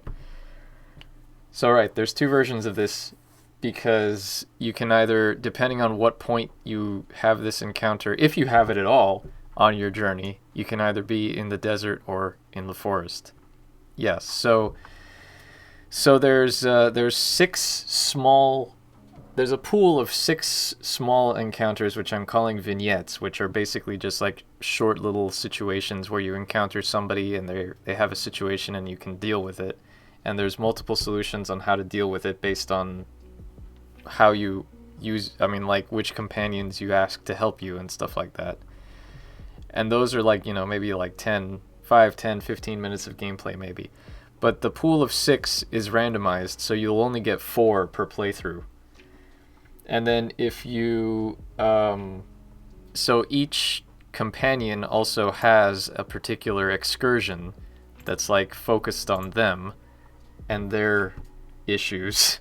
And there's 2 available ones per companion, but which one you get depends on how far your relationship with them has developed throughout the game. So that's randomized. Well, that's not randomized. That is based on how you play. The vignettes are randomized. And then Act 3, the path that you take through Act 3 depends on who you have with you, and who you have with you depends on how the events of Act 2 played out. So what I'm trying to say is, yes, there's a lot of content, and there's a lot of... No one will hopefully get the same exact playthrough twice. You had me. Wow. Thank you. Thanks, Dual Names, by the way, about the artwork. I feel like I've finally gotten to a point where I'm like, okay, this doesn't suck too much. Like, it still sucks, but not that much. So yeah. So yeah, that's why this game has taken me... I started working on it full-time in January of 2019. That's why it's taken me this long, because there's a lot of it, and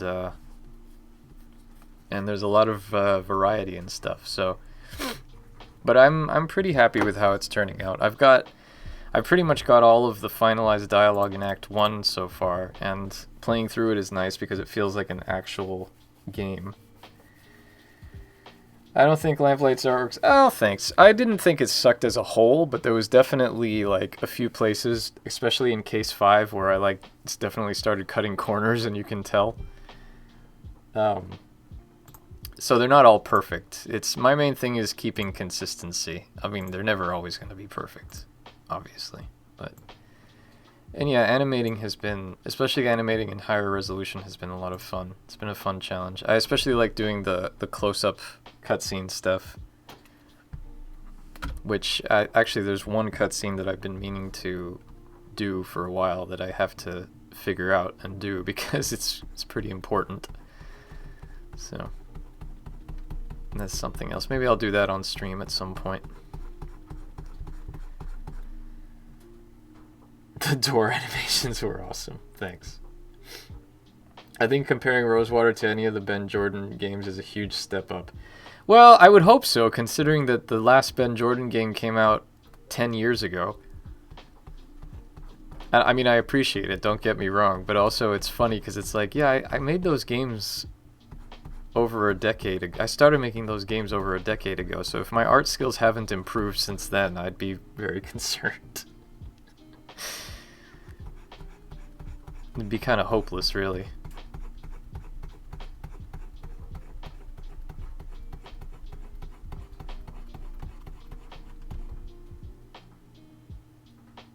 We had a pause between Ben Jordan and Lamplight where we saw... Well, don't forget A Golden Wake.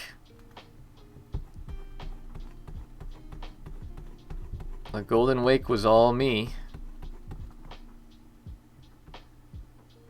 And that art is pretty wonky because I didn't understand perspective. I still didn't understand perspective.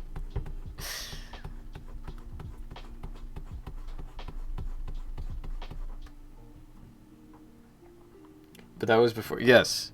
So A Golden Wake was my first commercial game, which the last Ben Jordan was in 2012. A Golden Wake came out in 2014. So there was stuff there, and then, I mean, I was doing art then. And then, yeah, Ben did the art on Shardlight, so I wasn't really... I mean, I was, like, practicing on my own on my off time. But I didn't do game art until 2016-ish. Late 2016 when I started working on Lamplight City. So I didn't really do any actual game art between October of 2014 and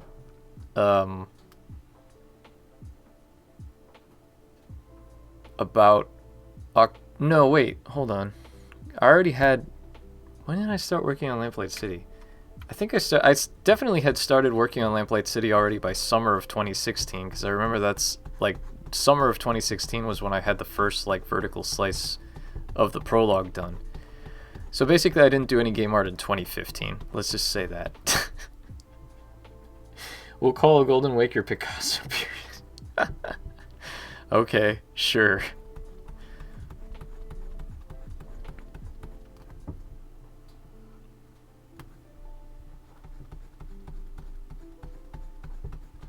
But yeah, if I didn't start posting screenshots of Lamplight City until like 2017, there would have been maybe about a 2-year gap that I wasn't showing any game art. So, sure. I'm really cutting corners with wood planks. I like to put lots of noise and then apply motion blur on the noise and then changing the layers blend properties. Interesting. Yeah, a Golden Wake was definitely still not great quality. It was definitely still, I'm learning how to draw adventure game backgrounds.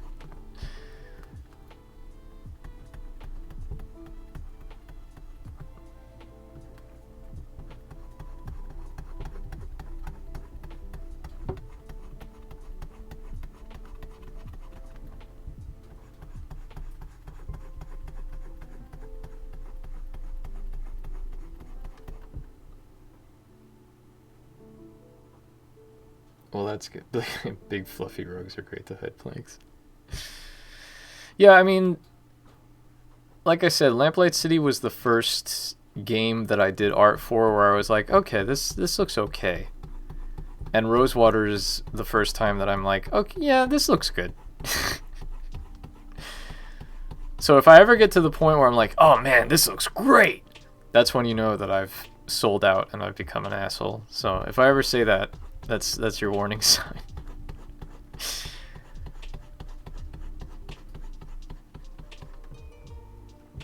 Last half of Darkness covers a lot of furniture with dust covers. Interesting. I'm trying to compliment you. How am I doing? You're doing great. I'm just really bad at taking compliments, so don't worry about it. I appreciate it. It's not you, it's me.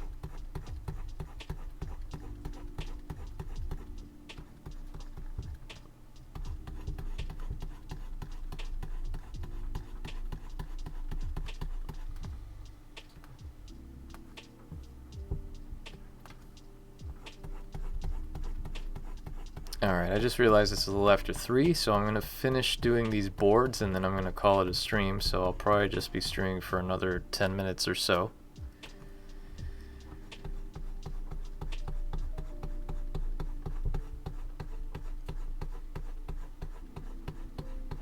So I'm getting real hungry because it is way past lunchtime and I have not eaten lunch. Anti-macassars? I don't even know what that word means. What is a macassar? Sounds like some hillbilly dinosaur. That's a macassar.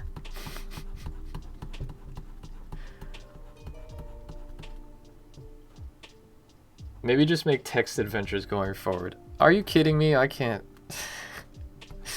I can't do that. I'd have to do so much writing and so much description. Ugh.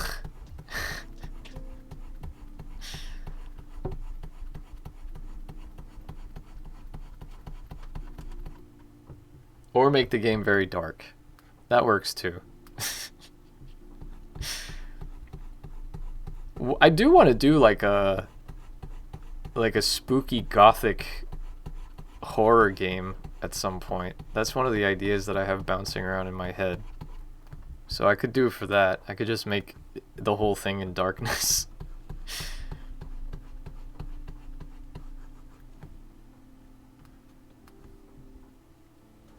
Gloom to Slav.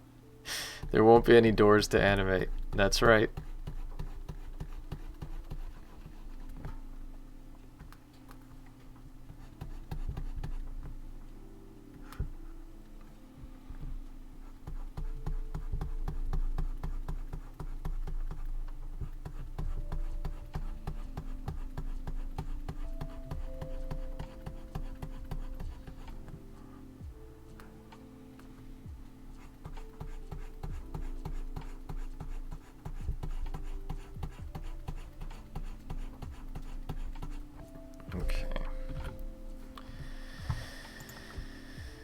So I wanted to make these boards a little bit more interesting by making them look like the ones I did in the sheriff's office, which is basically this sort of like weird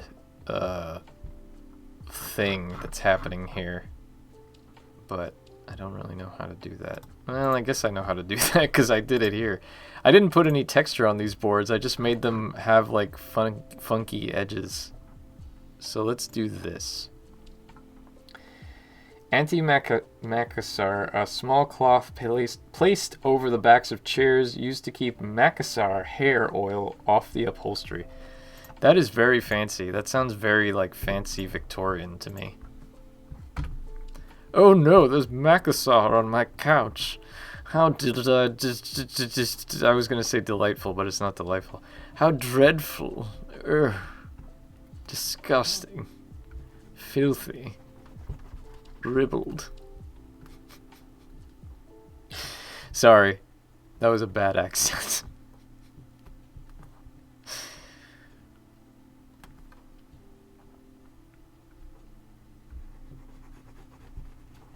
So I'm gonna add a little bit of 3D quote unquote to these wood panels.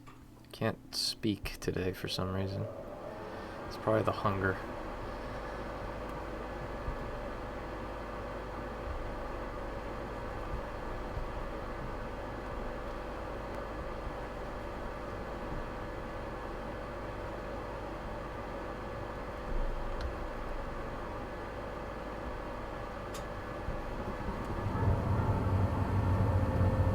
Wrong.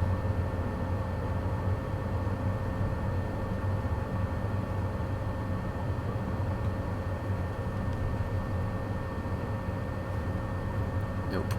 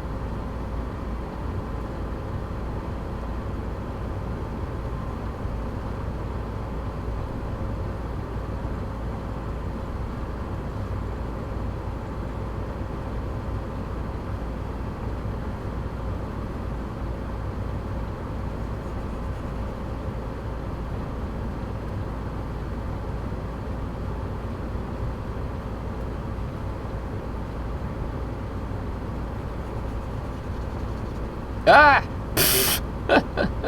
I forgot that there was more up here.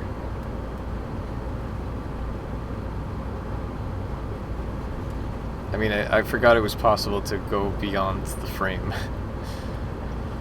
Okay, that's better. Now, for the 3D part, now we get the 1 pixel brush. And we say, okay, well, this is the edge of this thing here.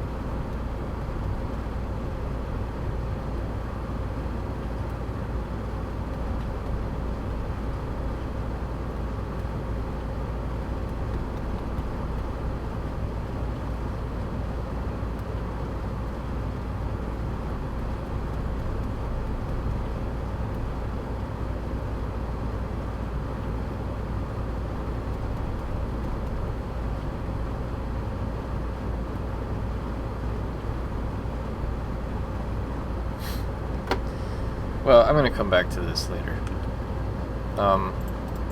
Because I'm getting tired and I'm hungry. But before I go, in case any of you are interested, I figure the better way to show this would be to actually show you what I'm talking about.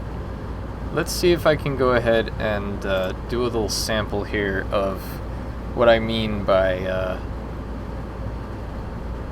Also, let me check here. I gotta do a quick check to make sure that I don't have this thing.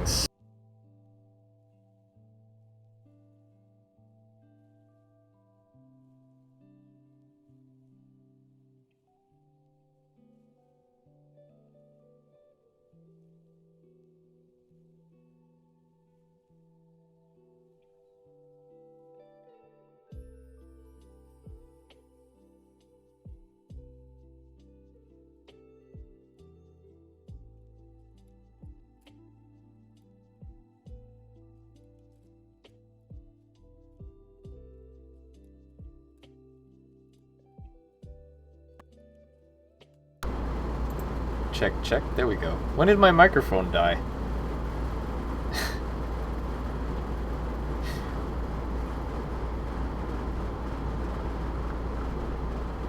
I did, for the moment when I started the AGS.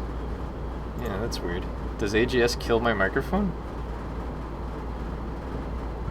That's very strange.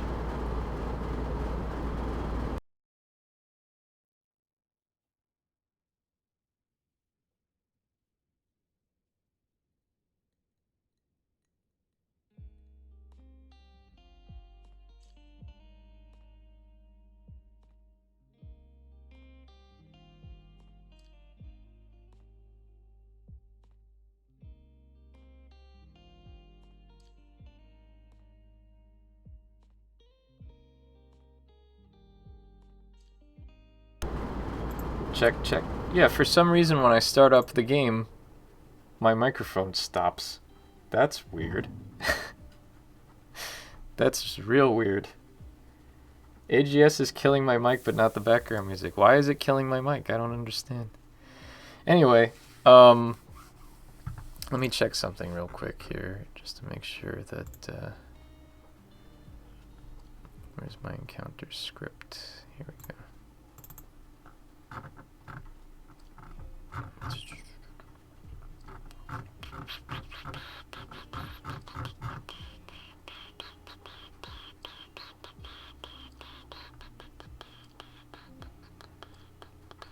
Okay, so we're gonna change to 38, and what happens in room 38?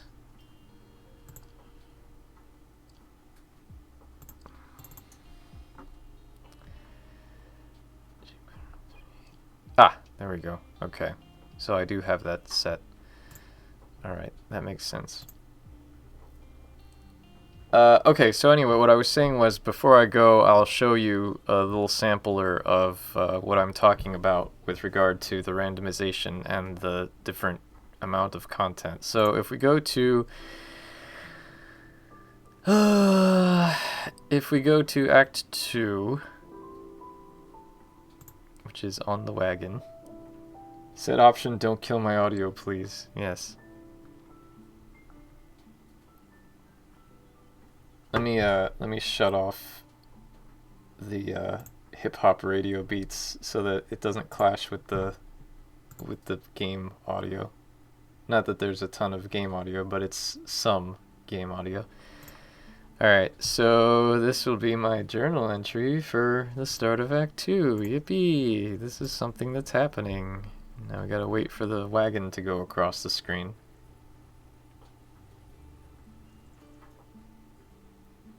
So, it's actually not super slow compared to 3.5, which is nice, I guess. So yeah, this will be a lot more organic in-game, but right now I just have it temporarily set to start scene. So time for a vignette. This is the desert encounter. Well, okay, so we have this encounter here, and there's nothing here yet, but this thing will happen. Something will happen here, and then we go back to the wagon. And then it's time for a companion encounter. And then the sky is all messed up here because this is not where this is going to happen.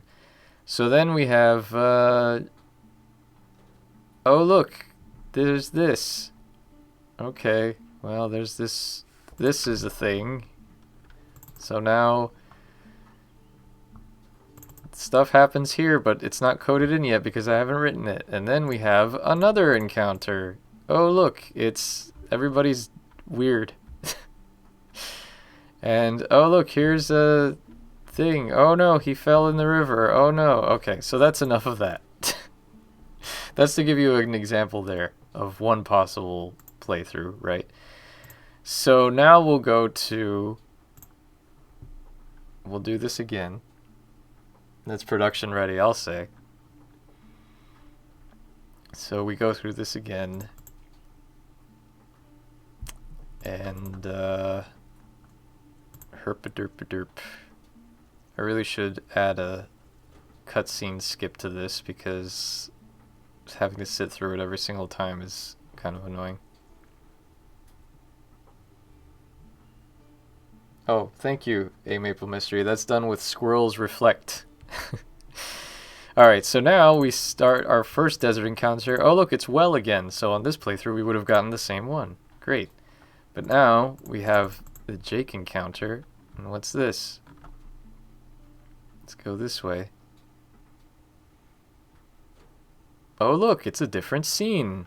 Oh, it's a completely different thing. And now we get this thing that you've seen before because I've worked on it before. So, I'm not going to go through this whole encounter, but you get the point. There's different things that happen in this game. So, there you go. Anyway, thank you all for coming. Thank you for hanging out. I will see you all next time for Wild West Wednesday. I will not be doing any extra streams because I have to concentrate on writing, and Wednesday is now my art day for now. So until I finish writing this game, we're pretty much only going to have Wild West Wednesdays. So yeah, thanks for coming. Tell all your friends. Go out there and retweet what you can. Join the Discord. All that good stuff. And yeah, thank you all for coming. See you next time. Bye. Oh, I'll leave you all with the trailer again. Because why not? Tell me, what is it you want out of life? Fortune, glory, the thrill of adventure? I'm offering you a chance at all three. You just need to do me one small favor.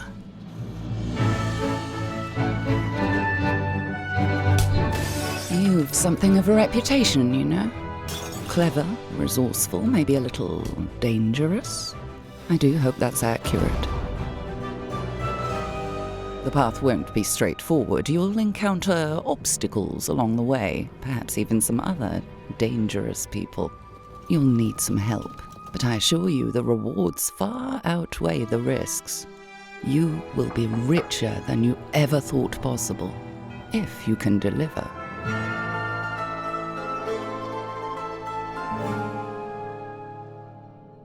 I'll be in touch.